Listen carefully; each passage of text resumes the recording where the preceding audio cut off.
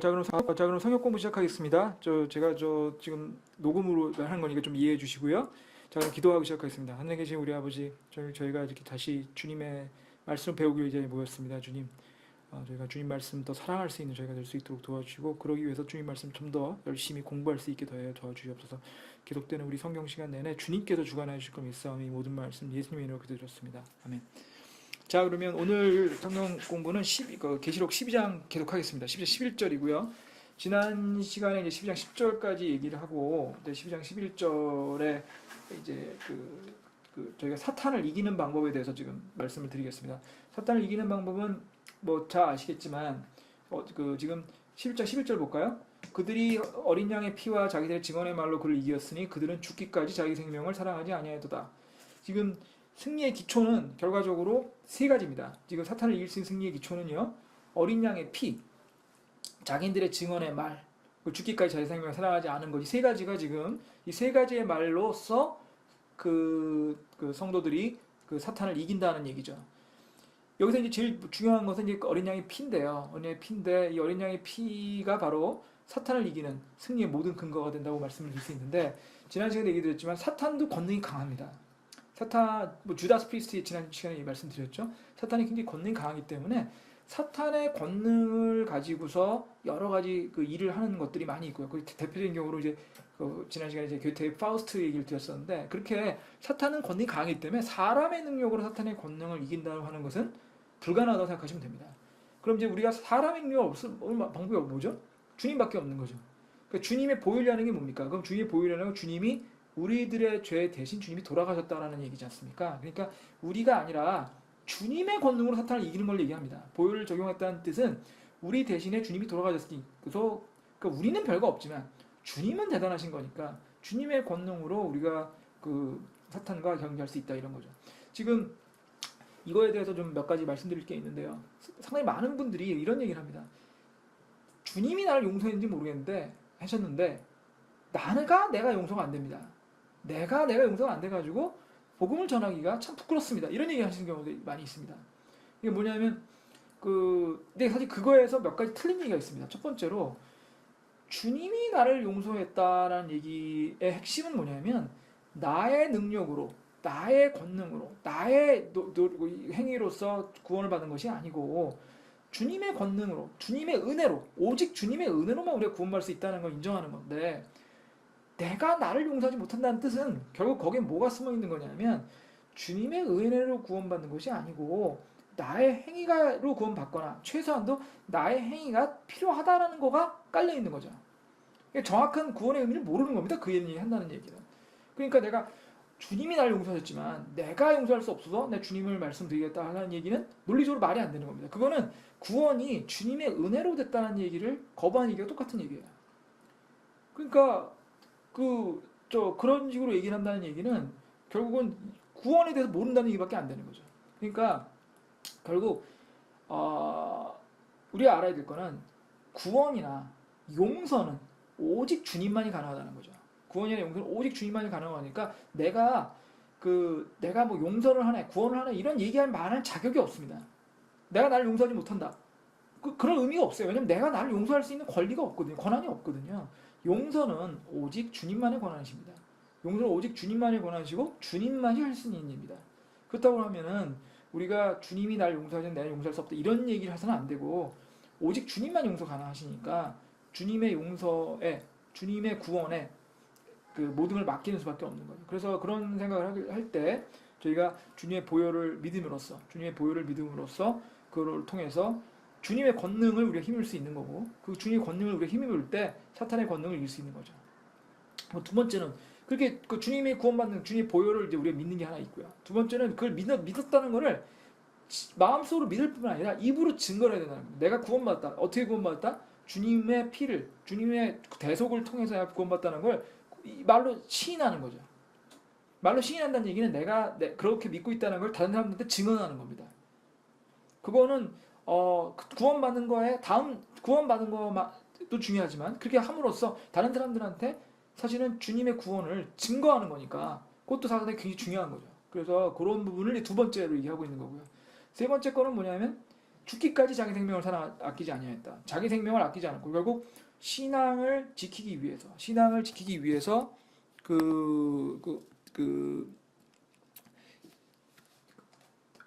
뭐 필요한 경우에는 목숨까지 걸고 신앙을 지켰다라는 거죠. 사실 이제 첫 번째 거, 두 번째 거도 뭐 이렇게 쉬운 얘기는 아니지만 그래도 할 수 있죠. 우리가 생각하기에는. 근데 세 번째 거는 굉장히 어려운 얘기입니다. 자기 생명을 아끼지 않고 죽는다. 뭐 사실 이제 많은 분들 얘기가 여기 우리 주석서를 보면 이런 그 죽기까지 신실하게 자기를 지킨 사람들의 얘기가 많이 나옵니다. 예를 들면 사도 요한의 저자였던 폴리캅 이분도 그 로마 관원들이 예수를 모른다고만 하면 살려주겠다라고 회유했음에도 불구하고 그 회유를 받지 않음으로써 순교했고요. 그다음에 그 위에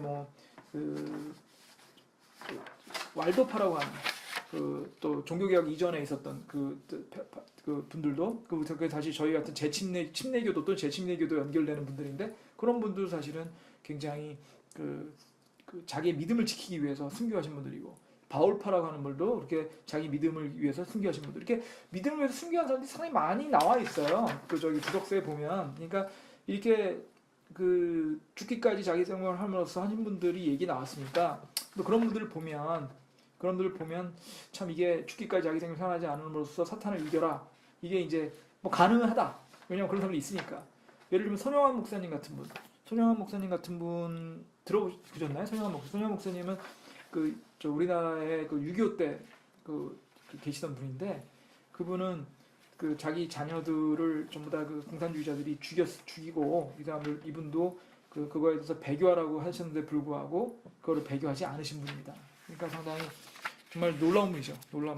자기 아들을 자기 눈앞에 죽이는데도 불구하고 배교를 하지 않으시고 하신 분이니까 그래서 이게 어려운 얘기인데 사실 이게 정말 어려운 얘기입니다. 정말 뭐 솔직히 이게 쉽다고 하면 거짓말이지 않나 저는 생각합니다. 근데 그런 구절들이 몇 구절에 더 나옵니다. 이렇게 죽기까지 자기가 자기의 믿음을 지켜라라는 이 구절들이 몇 구절 찾아보겠습니다.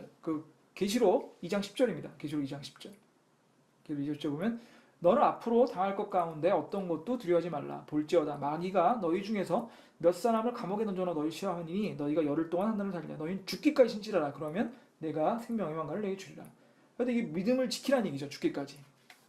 그리고 사실 거기에 대해서 사실 주님은 우리를 위해서 이미 생명을 주신 분 아닙니까? 요한복음 10장 11절 보시면 나는 선한 목자라. 선한 목자는 양들을 위해 자기 생명을 주거니와. 이렇게 되어 있습니다. 그래서 주님께서 우리한테 이미 생명을 위해서 생명을 내주셨기 때문에 우리가 우리 믿음을 위해서 목숨을 바치고 목숨을 지키는 것은 있어야 되는 거 아니냐. 충분히 논리적으로 말이 되는 건데요. 사실은 굉장히 쉽지가 않은 거죠. 그래서 저는 이거에 관련돼 가지고 상당히 고민스럽더라고요. 왜 고민스럽냐면 사실 사탄을 이기기 위해서 우리 능력으로 안 되는 걸 알겠고 그래서 주님을 보혈을 믿고 마음속으로 믿고 증거하고 이런 것들은 당연히 해야 되는데 내 사탄하고 싸기 위해서 내 생명을 아끼지 않고 순교할 때까지 해야 된다는 얘기가 있는데 그게 과연 뭐 지금 공부하면서 할 수 있지만 과연 내가 할 수 있을까? 저는 이런 생각이 들더라고요. 내가 할 수 있을까? 솔직히 여러분 생각해 보십시오. 여러분께서 사탄의 그런 여러분의 생명에 대해서 그런 위협이 있을 때, 여러분들이 죽을 때까지 사탄의 죽음의 유혹에서도 믿음을 지킬 만한 용기가 있는. 물론 지금은 저희가 할 수 있다고 말을 해야 되겠죠? 특히 오늘 제가 성경 공부 가르치는 입장에서 그렇지만 과연 그게 나한테 닥쳐서 할 수 있을까? 이런 생각이 드는데 그럴 때 저한테 이렇게 눈에 들어오는 구절이 하나 있었습니다. 마태복음 16장 25절 잠깐 보시겠습니다. 마태복음 16장 25절. 누구든지 자기 생명을 구원하려는 자는 그것을 잃을 것이요 누구든지 나로 인해 자기 생명을 잃으려 하는 자는 그걸 찾으리라. 이게 이제 주님께서 이제 마태복음에서 말씀하신 내용인데요. 이게 굉장히 귀에 익지 않으세요? 얼마 전에 우리나라에서 유명했던 영화가 하나 있죠. 한 2년 됐나요? 명량이라고요. 명량이라고 이제 이순신 장군이 임진왜란 때, 정확히는 정유재란이죠. 정유재란 때 12척밖에 안 남은 우리나라 수군을 데리고 가지고 일본군 수백 척의 일본군을 무찌르고 그럼으로써 이제 사실은 전쟁의 흐름을 바꾼 아주 유명한 전투를 영화로 옮긴 거죠. 명량. 그때 이순신 장군이 한 얘기, 뭐 굉장히 많이 얘기하는 이순신 장군이 하신 말 중에 이 비슷한 얘기가 있습니다. 뭐냐면요, 사즉생, 생즉사라는 겁니다. 뭐냐면 죽고자 하면 살 것이요, 살고자 하면 죽을 것이다. 여기 똑같은 얘기입니까? 생명을 구원하는 자는 잃을 것이요, 생명이 일어나는 자는 가야하지. 그래서 저는 이거는 그 주석서에 나온 얘기는 아니고요. 주석서에 나온 제 이해입니다. 저는 어떻게 이해를 했냐면, 죽을 때까지 순교해라, 죽을 때까지 그 신앙을 사수해라, 이런 구절로 보이잖아요. 11절이. 근데 그거를 우리 같이 이제 좀 이렇게 평범한 기독교인들, 우리가 손영환 목사님이나 아니면 폴리캅이나 이런 정도의 레벨이 아니니까, 우리의 믿음 수준이, 그 우리는 그걸 어떻게 믿어야 되느냐? 저는 저거는 어떻게 받아들였냐면, 우리가 사탄과 싸우거나 이렇게 사탄의 어려움이 있을 때 우리가 할 수 있는 거는, 우리 스스로의 힘은 아무것도 할 수 없는 거 아닙니까? 우리 주님이 하실 수 있는 거잖아요. 그러면 우리가 죽고자 하는 거, 살고자 하는 것도 우리 뜻이 아니라는 거라고 저는 생각을 합니다. 나아가서는 결국 우리가 그 사탄과의 그 중에서 우리가 죽든 살든 결국 모든 건 주님의 뜻이니까, 모든 걸 주님에 맡기고, 주님이 그거에 통해서 하시라는 대로 그걸 따라가는, 그러니까 주님께 모든 걸 맡기는 거를 우리 얘기하는 게 아닌가, 저는 그렇게 이해를 하겠습니다. 그래서 그 과정에서 진짜 주님을 믿고, 주님이 저로 위해서 제 생명을 가져가시는 걸 원하신다면 그렇게 하시고, 또 그것이 아니라면 또 그렇게 막아주십시오라고 얘기를 한다면, 그렇게 생각을 한다면 주님께서 결정해 주실 거고, 또 그런 마음을 갖게 된다면 어떻게 보면 주님께서 정말 생명을 구원해 주지 않을까, 이건 제 생각입니다. 근데 여기하고 제가 이해되는 또 하나 제 생각은, 그 야곱이 아니라 이삭이죠. 이삭 기억나시죠? 그 이삭을 갖다가 아브라함이 이제 주님께 그 제물을 바치도록 하는 대목이 있지 않습니까? 창세기에 보면. 근데 그때 굉장히 고민했을 거 아닙니까? 생각해 보십시오. 아브라함이 이삭을 어떻게 낳은 자식입니까? 진짜 어렵게 얻은 자식 아닙니까? 그 사라가 정말 나이가 들어서 아주 어렵게 그 이삭을 낳아서 그렇게 기뻐했는데, 그 아브라함한테 이삭을 생명 비춰라. 근데 거기 보면 그 창세기 구절을 읽어보면 아브라함이 곧장 바친 게 아니고요, 며칠 광야에서 시간을 보낸 게 나옵니다. 그 이제 그 목사님들이 그렇게 설명하시더라고요. 그 아브라함이 고민한 거라고. 그 당연히 고민이 되겠죠. 근데 그럼에도 불구하고 결국 아브라함이 어떤 게 했죠? 이삭을 제물로 바치려고 했습니다. 근데 물론 마지막 순간에 주님께서 이삭 대신에 양을 다른 제물을 바치라고 하셔가지고 이제 그때 아브라함 마음속을 생각해 보게 되면 이런 것 같아요. 주님께서 하라는 대로 다 하면, 극단적으로 얘기해가지고 주님께서 이삭을 죽이라고 한다면 주님의 뜻이 있을 거라는 거죠. 그래서 이삭을 설사 주님이 죽이라고 해서 죽인다 하더라도, 헌물을 붙인다 하더라도 주님이 원하신다면 주님은 이삭을 살리실 수도 있고, 또 죽음을 극복하게 할 수도 있지 않을까. 아브라함이 그걸 믿지 않았다면 그 주님이 주신 이삭을 과연 그러면 진짜 제물로 바칠 수 있었을까, 이런 생각이 듭니다. 그래서 그런 맥락에서 보면 사즉생 생즉사하고 연결되는 게 아닌가, 이 부분. 그래서 결국 우리가 사탄과 마귀했을 때 우리가 사탄한테 이기는 방법은 주님께 모든 걸 맡기고, 정말 주님이 죽으라고 하면 죽겠습니다라는 마음가짐으로 가야 되는 거를 얘기하는 것 같고, 주님이 죽으라면 죽겠습니다라는 마음을 가졌을 때 주님께서 우리한테 정말 좋은 거를 주실 것이라는 거. 그러니까 주님이 우리 생명을 구원하는 게 필요하다면 구원하실 거고, 어떤 이유든 간에 저희가 생명을 구원하는 게 그거보다 오히려 죽을 수밖에 없다 한다면 그게 우리한테 더 좋은 걸 수도 있겠다는 거죠. 그래서 결국 이거는 뭐 제 이해는 그렇습니다. 이거는 순교해라 이런 뜻이 아니라, 이런 뜻으로 뭐 물론 직역을 하면 그렇지만, 우리 같은 일반적인 그리스도인들 이거는 모든 걸 주님한테 맡기고 죽든 살든 어떤 경우든 주님의 뜻에 따라 하겠다라는 그런 마음가짐을 갖는 정도로 이해하면 어떨까, 저는 그렇게 생각하고요. 그 다음에 이제 12절 보겠습니다. 이제 그러므로 하늘들과 그것들에 거하는 자들아.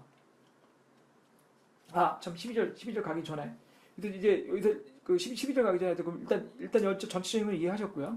여기서 이제 저희가 한두 가지 볼 게 있습니다. 지금 사탄에 대해서 보고 있는데요. 사탄은 성경에서 여러 번 이제 사탄에 대해서 얘기 나오는데, 그 과정에서 사탄의 그 상황이 자꾸 바뀝니다. 그 사탄의 상황이 어떻게 바뀌는지를 한번 좀 보도록 하겠습니다. 성경에서는 사탄이 전부 6가지의 심판을 경험하게끔 나오고 있습니다. 첫 번째 볼 사탄의 심판은요. 첫 번째 에스겔서 28장 16절입니다. 에스겔서 28장 16절 읽어볼까요? 내 상품이 많으므로 그들이 내 한가운데를 폭력으로 가득 채우매 내가 범죄했도다. 그러므로 내가 너를 더럽게 여겨 하나님의 산에 쫓아내리라. 오 덧는 그룹아 내가 너를 불타는 돌들 한가운데서 쫓아내어 멸하려다. 이게 뭐죠? 원래 사탄은 그룹이었습니다. 그룹 중에서 그룹이라는 게 뭐죠? 주님 바로 옆에서 주님께 영광을 돌리고 거룩하다 말하는 아주 굉장히 높은 위치에 있는, 그러니까 어떤 면에서 보면 천사 중에서도 가장 천사들 같은 그런 영적 존재 중에서 가장 주님께 가깝고 주님의 영광을 받는 존재거든요. 근데 그 사탄이 그런 그룹이었던데 자기를 너무 높이다가 결국 그 하나님의 바로 옆자리에서 쫓겨나는 게 뭡니까? 지금 이 에스겔서 28장 16절은 사탄이 하나님의 산에서 하나님 바로 옆에 있던 산에서 쫓아내지는 걸 얘기하는 겁니다. 위치에서 쫓겨나는 거죠. 그 28절 덮는 그룹아 내가 너를 불타는 돌들 한가운데서 쫓아내야 멸하였다. 그 앞에 보시면 내가 너를 더럽게 여겨 하나님의 산에서 쫓아내려. 지금 하나님 바로 옆에 있던 그룹의 위치에서 쫓겨났다는 얘기입니다. 그죠? 그러다 보니까 이 사탄은 원래는 그 주님 바로 옆에 있었는데 이 에스겔서를 보면 그 주님의 영광의 위치에서 하늘에서 쫓겨났어요. 그죠? 첫 번째 심판이고요. 근데 이제 하늘에서 쫓겨나긴 했지만 완벽히 하늘 전체 쫓겨난 건 아니고 주님의 근처에서 쫓겨났다고 생각을 일단 해보십시오. 왜냐하면 뒤에 땅으로 쫓겨나는 게 또 있거든요. 그 다음에 두 번째는요. 에덴에서 하나님이 심판이 있습니다. 창세기 13장 14절 15절. 창세기 3장 14절하고 15절을 잠깐 보시겠습니다. 여기 보시면 그 주 하나님께서 뱀에게 이르시되 내가 이 일을 행하였으니 내가 모든 가축들과 들의 모든 짐승보다 더 저주를 받아 배로 다니고 평생도록 흙을 먹을지니라. 내가 너와 여자 사이에 또 내 씨와 여자의 씨 사이에 적대감을 두리니 여자의 씨는 내 머리를 상하게 할 것이요 너는 그 말줄지를 상하게 할 일을 하시고. 지금 뱀이 그 사악한 속성을 가진 간교한 속성을 가진 사탄이라는 얘기는 지난 시간에 했었죠. 그러니까 그 뱀이 에덴에서 이브를 유혹하고 나서 그거에 대한 벌을 받고 있는 거죠. 그래서 지금 평생 동안 흙을 먹고 다른 짐승보다 저주를 받으라고 되어 있고 여자의 씨 사람들이죠. 그와 적대감을 갖게 할 거라는 얘기가 있고요. 근데 이것도 이제 하나의 심판이고요. 그 다음에 또 하나 심판이 있습니다. 그리스도 예수님께서 십자가에 못 박혀질 때 심판이 있습니다. 요한복음 12장 31절 보시겠습니다. 이제 이 세상에 대한 심판이 이르렀으니 이제 이 세상의 통치자가 쫓겨나리라. 지금 이 세상의 통치자가 누구죠? 사탄입니다. 이 사탄이 왜 이 세상의 통치자가 됐죠? 원래 에덴 동산에서 아담과 이브가 창조됐을 때 아담과 이브는 이 우주, 이 지구의 모든 것을 다스리는 왕으로서 창조가 됐었죠.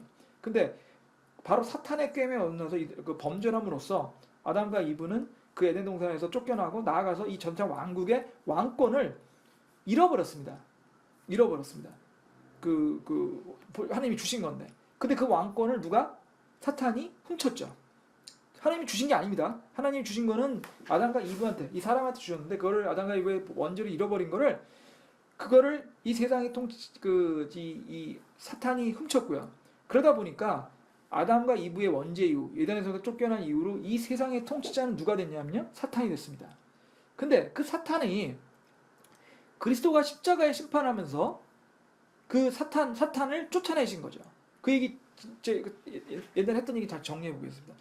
그리스도께서 이 땅에 오셔서 십자가에서 돌아가심으로써 사실은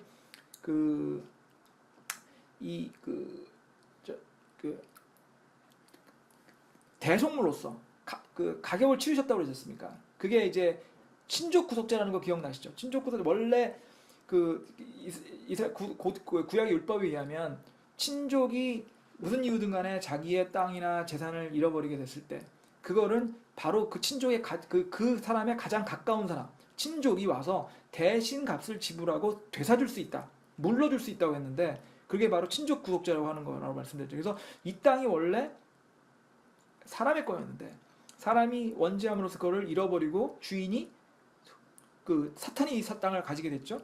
근데 그거를 이 사람의 친족인, 그러니까 주님이 하나님이셨는데 주님이 사람으로 태어나셔서 그 사람으로 태어난 주님이 사람의 친족으로서, 인간의 친족으로서 그 그 대가를 지불함으로, 대가는 뭘로 지급하셨죠? 주님의 목숨으로. 주님의 목숨으로 지불하심으로써 이 땅을 되찾아 주시는 과정이라고 했죠. 그게 바로 대속이라고 말씀드렸대요. 이 땅이 원래 사람 거였는데, 요약하면 이 사람이 원래 사람 거였는데 그 사람 거를 사탄이 훔쳐갔죠. 그걸 주님의 피로써 대신 갚아줌으로써 다시 사람들한테 되찾아주는 과정이 주님의 십자가에서의 보혈, 십자가에서의 대속이라고 말씀드렸고, 그렇기 때문에 이제는 주님이 십자가에 돌아가시고 난 이후에는 이 세상의 통치자가 쫓아내릴 거라고 얘기하시는 겁니다. 돌아가시면. 그게 바로 요한복음 12장 31절의 내용이고요. 그 다음에 4절에서 그 다음 네 번째 심판은 뭐냐면, 지금 이제 사탄의 상황을 보세요. 사탄의 상황이 원래 하늘에서 주님이 가까이 있었는데 쫓겨났고요. 그다음에 이 땅의 주인이었는데 그게 쫓겨났습니다. 세 번째로 그 다음에 거는 뭐냐면, 대환란 중간에 원래 하늘에서 주님에서 가까이서 쫓겨나긴 했지만 아직 하늘에도 있을 수 있는데 그 하늘에서 쫓겨난 겁니다. 어디로 옵니까? 지구로 오는 거죠. 그게 기록 12장 13절 얘기 있었죠. 기록 12장 13절의 얘기 보시면, 용이 자기가 땅으로 내쫓길 것을 보고 이렇게 돼 있지 않습니까? 지금 용이 사탄이 하늘로 내쫓겠다는 얘기죠. 땅으로 내쫓겠다는 얘기죠. 그게 이제 세 번째 네 번째고요. 그 다음에 다섯 번째로 천년왕국이 시작되게 되면 사탄은 어디로 갇히게 되면 바닥 없는 구덩이, 무저갱이라고 보통 그러죠. 무저기 저가 바닥이라는 뜻이고 문은 없다는 뜻이고 갱은 구덩이라는 뜻입니다. 그래서 바닥 없는 구덩이에 갇히게 되는 게 됩니다. 천년왕국이 시작될 때. 그건 계시록 20장 2절에 3절 나옵니다. 계시록 20장 2절 3절. 마귀오 사탄인 그 용 곧 저 예뱀을 붙잡으니라. 그가 그를 붙잡아 천년 동안 결박하여 바닥 없는 구덩이에 던져넣어 가두고 그 위에 봉인을 하여 천년이 차기까지는 그가 더 이상 민족들 속이지 못하게 되리라. 그 이후에 그가 반드시 잠시 동안 풀려나리라. 이렇게 돼 있죠. 그러면 보세요. 하늘에서 쫓겨나고요. 그러니까 하늘에서 예수님 근처에서 쫓겨나고, 그 다음에 이 땅에서 주인을 빼고 난 다음에 다시 한국으로 이 땅까지 왔어요.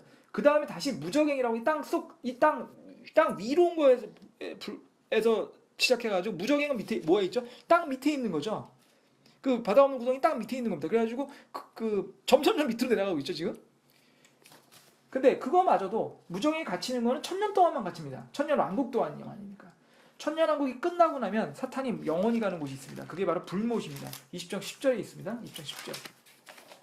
10절에 보시면, 또 그들을 속인 마귀가 불과 유황호수에 곧 그 짐승과 거짓 대언자가 있는 곳에 던져져서 영원 무국으로 반나서 고통을 받아요. 지금 마귀 사탄하고요. 그 짐승은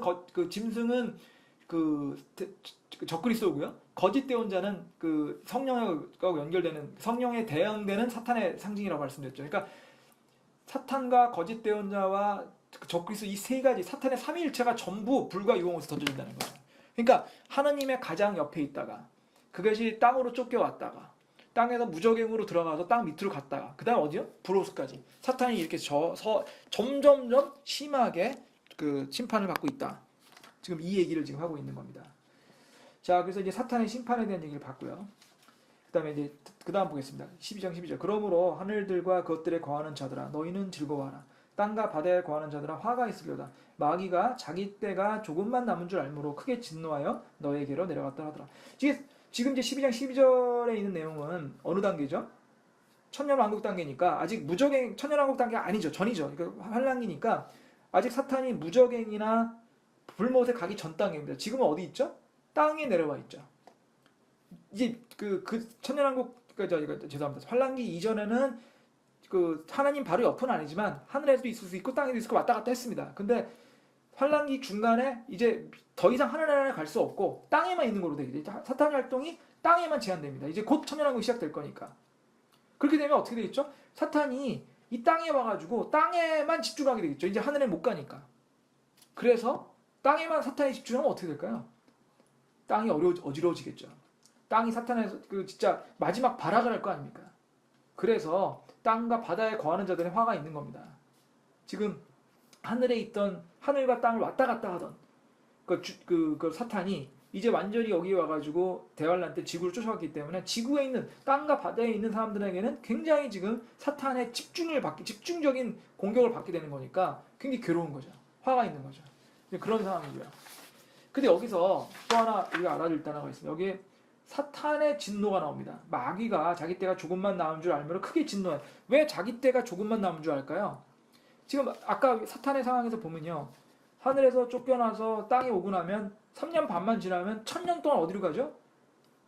바다 없는 구덩이에 갇히게 됩니다. 1000년 동안. 그리고 그게 끝나고 나면 불못에 가게 됩니다. 마귀 입장에서 얼마나 갑갑하겠습니까? 큰일 난 거예요. 이제 좀 있으면 바다 없는 구덩이에 갇혀서 감옥을 하다가 그 다음에 영원히 불못에 던지게 되거든요. 그러니까 마귀가 굉장히 화가 난 거죠. 진노한 거죠. 진노.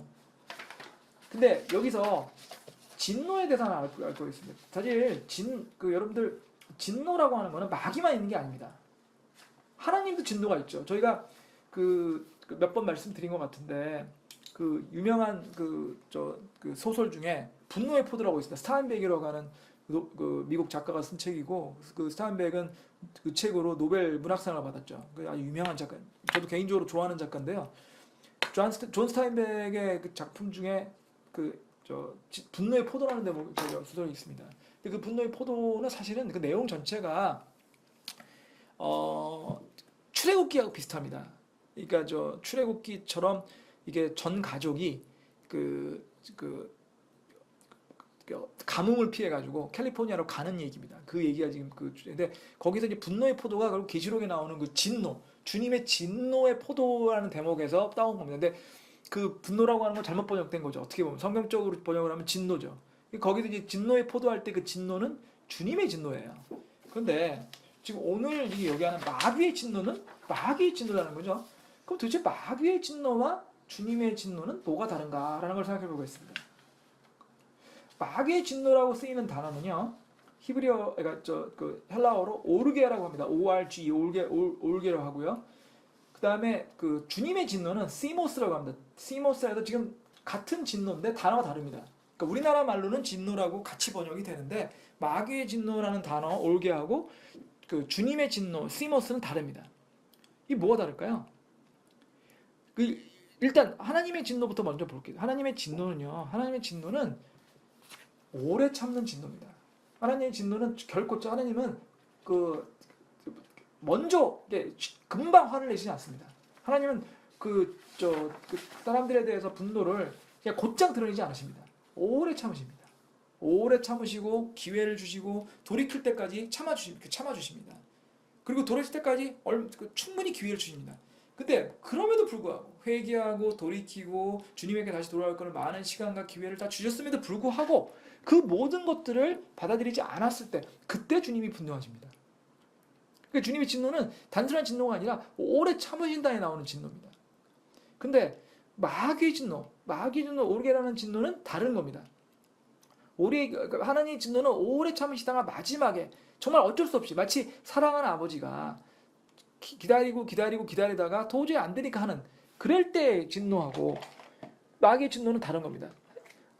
마귀의 진노는 문자 그대로 감정적으로 나오는 순간적으로 나오는 정말 폭발하는 진노를 얘기합니다. 이게 뭐가 다르냐면요. 이렇게 생각해보세요. 여러분의 애들이 있어요. 여러분들 애들이 있는데 애들한테 예를 들면 몇 시까지 무슨 공부를 하라고 얘기를 했습니다. 근데 여러분이 몇 시까지 공부하라고 뭘 숙제를 하라고 했어요. 근데 애들이 그 말을 안 들어요. 근데 여러분은 그 말을 듣게 하기 위해서 너 이때까지 숙제를 하지 않으면 아빠가 너한테 야단을 칠 거야. 아니면 아빠가 너한테 맴매를 할 거야. 얘기했다 이거죠. 근데 맴매를 하는 걸 원하시는 거예요? 아니면 맴매가 있으니까 야단을 칠 거니까 그거를 두려워해서 너네들 빨리 숙제를 해라는 원하신 거예요. 숙제하기 원하는 거 아닙니까? 그래서 정작 그 시간이 됐는데 아직도 안 하고 있으면 여러분들 어떻게 하세요? 곧장 야단 치시고 곧장 때리시나요? 물론 뭐 그러시는 분도 있겠죠. 그렇지만 대부분의 부모님들은 야 지금까지 하는데 안 했어? 그러면 조금만 한 번만 더 기다려 줄게 30분 1시간만 더 줄게 1시간 안에 다 끝내. 보통 많이 그렇게 하시죠. 그럼 그 1시간 지나면 또 어떻게 하죠? 죄송합니다. 그 1시간 지나면 또 그때 그냥 곧장 야단 치시나요? 아니죠. 보통 그렇게 되면 야 30분만 더 줄 때 해봐. 그런데 그리고도 안 하면 할 수 없이 맴매를 하시죠. 하나님도 똑같으세요. 여러분의 애들한테 하는 게 왜 그렇게 합니까? 애들 사랑하기 때문에 그러시죠. 애들 사랑하니까 애들이 그 말을 야단을 치고 싶으신 게 아니라 애들을 조금이라도 말을 하게끔 기회를 주고 기다려 주시는 거지 않습니까? 근데 그걸 기다려 주셨음에도 불구하고 애들이 이걸 하지 않으면 할 수 없이 마지막 순간에 하는 진노. 그게 하나님의 진노가 그런 겁니다. 사랑하기 때문에 진노만을 위한 진노가 아니라 참고 참다가 막판에 하는 진노. 근데 마귀의 진노는 이런 진노가 아니에요. 마귀의 진노는 그냥 문자 그대로 감정적으로 그냥 폭발하는 그런 형태의 진노입니다. 그러니까 하나님의 진노는 굉장히 이성적인 진노임에도 불구하고 마귀의 진노는 굉장히 감정적이고 굉장히 어떻게 보면 진노를 위한 진노, 분노를 위한 분노인 거라는 거죠. 이거는 훨씬 더 어떻게 생각하면 이해하기가 쉬울 수도 있어요. 왜? 대부분의 사람들이 이렇게 진노를 하거든요. 아까 그 제가 말씀드린 애들에 대한 거는 여러분들이 가장 사랑하고 아끼는 게 여러분들 애일 거 아닙니까? 그죠? 그렇지만 여러분이 그게 아니고 남한테 화를 낸다면 여러분들 그렇게 기다리시겠어요? 안 그렇잖아요. 아니 간단히 얘기해서 여러분들이 어디다 차를 세워놨는데 누군가가 여러분 차 앞에 차를 막고 갔어요. 그 차가 안 빠집니다. 전화 연락처도 없어요. 그래서 한 10분, 20분 기다려가지고 근데 그 10분, 20분 사실 여러분 자녀들이 10분, 20분 기다리려면 기다리실 거 아니에요. 그렇지만 모르는 사람이 생판 모르는 사람이 여러분 차 앞에 10분 차 세워놓고 10분, 20분 더 연락이 안 됐다. 여러분들 가만히 계시겠어요? 막 화내시죠. 야단치고 야단치시고 막 그럴 거 아닙니까? 그게 마귀에 오르게 마귀의 진노가 그런 겁니다. 그러니까 참지 못하고 분노하고 감정적으로 분노하는 그런데 격렬한 분노하는 이런 분노는 그러니까 그런 하나님의 진노와 마귀의 진노는 다른 거고 마귀의 진노는 훨씬 더 어떻게 보면은 더 잔인한 거죠. 잔인한 진노죠. 그리고 이 마귀가 이런 진노를 하는 이유는 이제 천년왕국이 오면 무적이 갇힐 거고 천년왕국이 끝나고는 불못에 던져질 거니까 하여튼 그 모든 것들에 대한 화를 그냥 화풀이하는 겁니다. 그런 얘기 속담이 있잖아요. 뭐 어디서 종로에서 뺨 맞고 한강에 가서 뭐 화풀이 한다 뭐 그런 거죠. 자기가 잘못하고 하나님한테 거역해서 무적에게 갔다가 불못에 던질 수밖에 없다는 걸 알면서 그걸 누구한테 화풀이 한다고요? 사람들이 화풀이 하는 거죠. 그 사람들 중에서 그 전에 미리 이미 주님을 구원을 받은 사람들은 이런 고통을 받을 필요가 없는데 그거 하나님 안 받아들이시고 또 주님은 구원을 받지 않는 바람에 환난기를 겪으면서 결국 이런 마귀의 진노까지도 다 덤태길 수밖에 없는 거예요. 그러니까 사실 구원을 저희가 얘기할 때 구원받지 않는 사람들이 환난기를 겪게 될 때 이런 것들을 겪게 되는 거는 물론 안 된 것도 있지만 이런 마귀의 진노는 사실은 사람들이 억울한 면이 있겠죠. 마귀의 진노를 자기가 왜 받아야 하지만 하나님 받아들이지 않은 것 때문에 생긴 겁니다. 결과적으로 하나님 받아들이지 않은 건 결국 자기 책임이고요. 자 그렇고요. 그 다음에 이제 12장 14절 들어가겠습니다. 12장 14절에 가면은 그 여자가 큰 독수리의 두 날개를 받았으니 이것은 그녀가 광야 곧 그녀의 처소로 날아가 거기서 그 뱀의 얼굴을 피하여 한 때와 두 때와 반 때도록 양육하게 하여. 여기서 독수리의 날개라는 얘기가 나오죠. 독수리의 날개는 빠른 탈출을 얘기합니다. 빠른 탈출을 얘기합니다. 지금 10장 13절은 그냥 넘어갔습니다. 10장 13절은 지금 아까 앞에서 얘기했기 때문에 넘어갔고요. 10장 14절을 지금 보고 있는데요. 여기서 독수리의 날개라고 하는 것은 아주 빠른 탈출을 얘기하고 있어서요. 마태복음 24장 16절 18절에 보시면 그때 유대에 있는 자들은 산으로 도망할지어다 라고 나옵니다. 마태복음 24장 16절 좀 한번 볼까요? 마태복음입니다.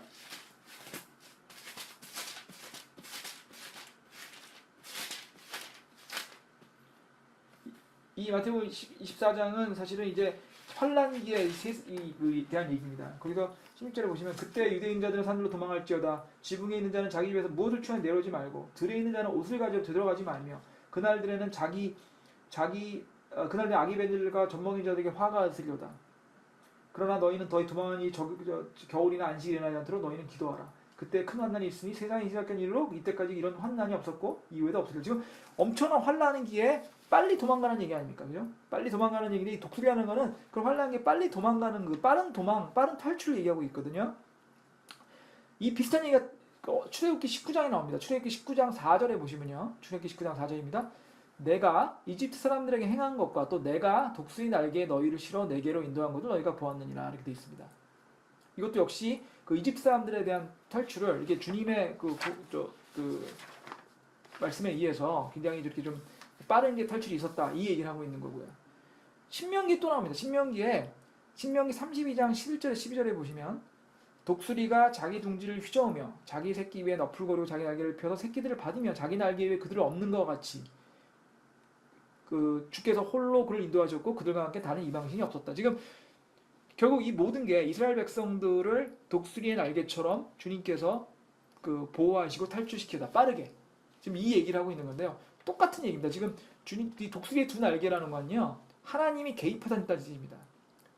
지금 저 신명기에 있듯이 신명기에 나오듯 출애굽기나 신명기에 나온 것처럼 그렇게 구약에 있는 사람들이 이집트 탈출할 때 하나님께서 독수리 날개처럼 했다시피 환란기의 이스라엘 백성도 하나님의 놀라운 개입에 의해서 그 환란기에 있는 그 이스라엘 백성들도 주님께서 구원하실 거다, 보호하실 거다. 그러므로서 광야에 있는 그냥 그 이스라엘의 처소로 그 이스라엘 백성들을 인도해서 보호하실 거다 이런 얘기입니다. 그 신명기 31장 11절에 12절에 있는 내용들을 가지고 라일리라고 하는 그 성경학자는 이게 사탄의 부하들은 그런 수많은 타락 천사를 통해서 어마어마한 공격을 할 거기 때문에 이렇게 신명기에 있는 것처럼 독수리가 자기 날개를 할듯이 그렇게 보호하지 않으시면 사람의 힘으로는 절대 보호가 될 수가 없다라는 얘기를 하신다고 얘기하고 있습니다. 뭐 비슷한 얘기죠. 그러니까 주님의 놀라운 보호 조치에 의해서 사람들이 지금 보호를 받고 있다. 지금 이런 얘기를 하고 있는 거고요. 그래서 결국 이것 또한 이스라엘 백성들 지금 환란기가 근본이 뭐라고 말씀드렸죠? 환란기라는 거는 결국 우리가 많은 고통을 받고 있는 거지만 환란기 이유가 뭡니까?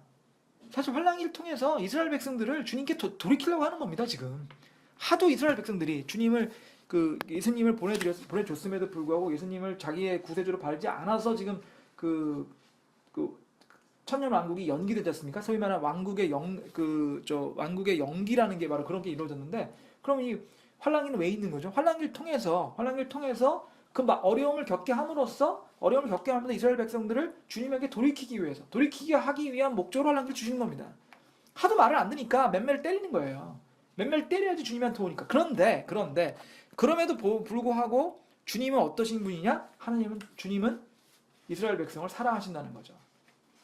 이스라엘 백성을 사랑하시기 때문에 그렇게 어려운 상황에서 주님 이스라엘 백성들을 갖다가 그 환란기를 겪게 하시지만, 그럼에도 불구하고 이스라엘 백성들이 결국은 이 사탄의 이런 수많은 환란에서 보호할 수 있게끔 보호를 주님이 하신다는 거죠. 그러니까 이거 이렇게 생각하시면 됩니다. 아까 얘기 드렸다시피 자기의 자녀들이 하길 잘해서 많은 야단도 치고 하지만 사랑하는 거예요. 사랑하기 때문에 야단을 치지만 사랑이 남아 있으신 거죠. 정확히 말하면 사랑하기 때문에 야단을 치시는 거죠. 근데 그런 것들이 이스라엘 백성들한테 대한 주님의 사랑 또한 환난을 주시고 환난에 대해서 많은 어려움을 주시고 이런 걸 하고 계시지만, 결국 주님은 여전히 이스라엘 백성을 사랑하고 계시고, 그래서 어려움이 있을 때 그 이스라엘 백성들에 대해서 하나님의 영적인 개입을 통해서 이스라엘 백성들을 계속 보호하신다. 이렇게 말씀드릴 수 있겠습니다. 자, 그래서 오늘 사실은 이제 이거를 다 끝낼까 생각했는데 이게 아직도 몇 절이 더 남았습니다. 물론 이게 상대적으로 많이 남진 않았는데요. 이게 요거를 다 하기에는 조금 무리인 것 같아서요. 조금 남았는데 그거는 다음 시간에 하는 걸로 하고, 오늘은 여기까지 하고요. 기도하고 마치도록 하겠습니다. 하나님 우리 아버지, 저희가 오늘도 또 주님 말씀 배울 수 있는 기회에서 감사드립니다. 주님, 이렇게 제가 직접 이게 말씀을 전하지 않아도 이렇게 이런 녹음을 통해서 말씀 전할 수 있는 그런 기회에서 감사드리고, 또 제가 이렇게 직접 말씀 전하지 못하는데도 불구하고 이렇게 와서 제 말씀을 공부를 같이 해주는 우리 모든 형제자매님 축복해 주시고, 저희들 모두가 이런 과정을 통해서 주님을 더 알고 그러면 더 사랑할 수 있게 도와주시옵소서. 계속되는 예배 시간도 주님께 모든 걸 맡기고 이 모든 말씀 우리 주 예수 그리스도 이름으로 기도드렸습니다. 아멘.